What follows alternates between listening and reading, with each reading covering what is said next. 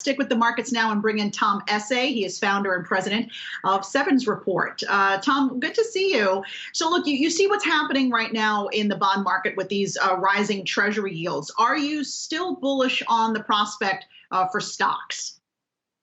Hi, Alexis. Thank you for having me back on. It's good to be back. Yes, I am.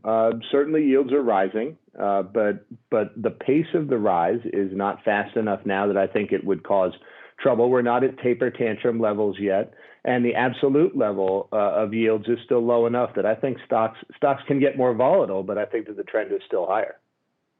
Well, how much higher do you think the yield on the 10-year would need to get before it really becomes a competitor and looks more attractive versus stocks? I mean, we saw just a moment ago the yield on the 10-year now at about 1.36. Yeah, I think we have quite a ways to go on an absolute level before things like the equity risk premium come into play. And that's basically what asset managers use to say, am I getting compensated for the risk reward in stocks versus being safer in bonds?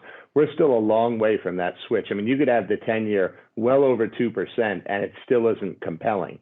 The bigger issue is the pace of the rise, right? All of a sudden, yields weren't really an issue until last Tuesday. Right, when we popped 10 basis points and now we've kept going and people are saying, whoa, what's happening?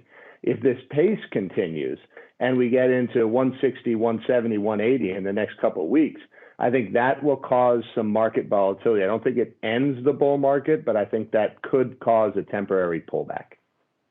And of course, the other thing investors are sort of fixated on is what the Fed's going to do about these rising yields. We've got Jay Powell, Fed chair, going to be giving a semi-annual testimony tomorrow before the Senate Banking Committee.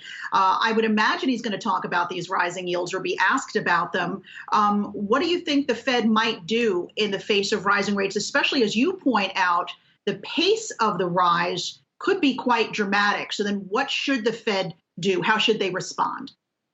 Yeah, he's got a little bit of a tightrope to walk here, doesn't he? Because if he comes out tomorrow and he's like, like he said, basically, he's like, oh, we're not worried about yields, it's fine. You're going to see the 10-year go up another 5 or 10 basis points tomorrow. Now, so he's got to say something.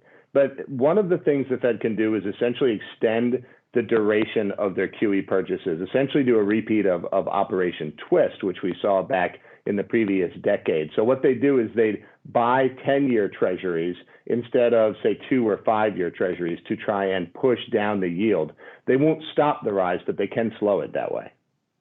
I want to talk about what you're doing right now with regards to your stock portfolio. We know the market sort of at large has been moving out of those highly valued tech stocks, going into those economically sensitive issues like banks and energy. Are you doing the same thing right now?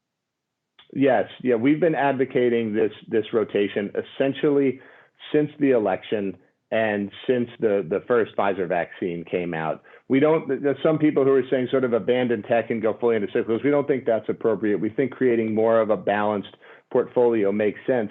But really what we're seeing in tech underperforming and these cyclicals and value styles outperforming is the market is believing in the reflation. Right. And it should, because the economy is pretty solid right now, ex the labor market, and you're about to get $2 trillion in stimulus dumped on the economy. So we could see substantial growth over the coming quarters, and the market is getting ahead of that, and I think it can continue. As investors try to get ahead of that, reflation traders, you're calling it, we're seeing commodities take off. I mean, copper is now close to a 9-year high. Are you doing anything with regards to the commodities space right now? Yeah, we like the commodity space right now. We've been through one commodity super cycle in 05, really through 07, and it's looking very similar. I mean, if we just go back to our macroeconomics 101, right? If we're gonna just put a ton of money in the economy, right, and hopefully the labor market improves, you're going to see inflation pressures rise. What benefits when inflation pressure rise? Those things that can't be devalued by inflation, i.e. hard assets, commodities. And that's why you're seeing copper, you're seeing oil, you're seeing real estate all trade higher because the market is forecasting higher inflation. All right, we're going to talk more about commodities in our commodities report at the bottom of the hour. But for now, I'm going to thank you, Tom Essaye, for joining us with the Sevens Report research.